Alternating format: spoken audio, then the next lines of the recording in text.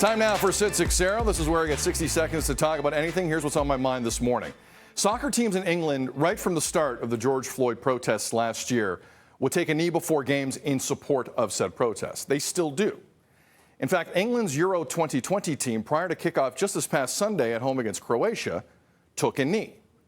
We're going to play it for you. Listen carefully to the response it got, both good and bad. Here it is.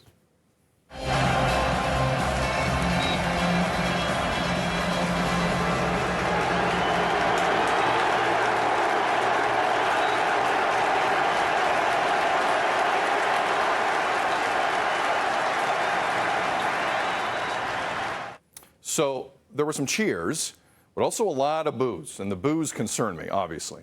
Either some people in the crowd don't feel politics and sports should mix, or some people in the crowd blatantly don't agree with the message and are willing to let you know in public they don't agree. Plenty of initiatives exist to kick racism out of soccer right now globally. Clearly that hasn't happened.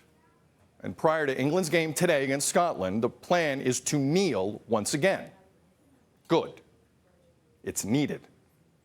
James Sharman from Footy Prime The Podcast and doing great work on Sportsnet throughout Euro 2020 joining us. Sharman, I'm going to back off here. Your thoughts on this story generally, because it's getting a lot of press, obviously.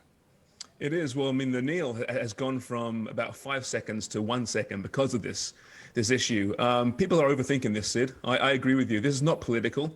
This is a way to raise awareness for hate, in particular online hate, that these players are just receiving every single day, especially the England players. It's been an absolute disgrace from the fan base.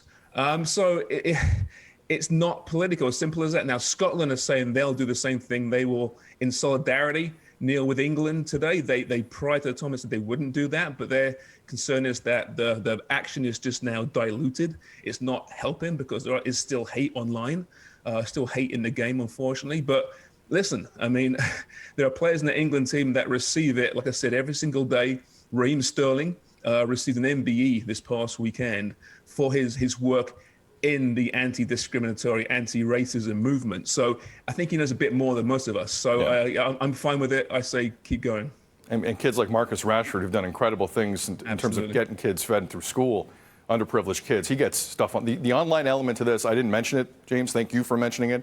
It's a huge aspect as well. Again, shifting awkwardly to the actual competitive side of this, I don't see Scotland putting up a fight today. We got about 15 seconds. 3-0, 2-0, sound about right?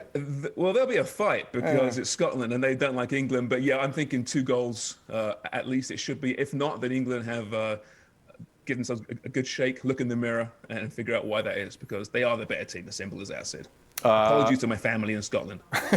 Well, I'm sure they forgive you because England are the better team.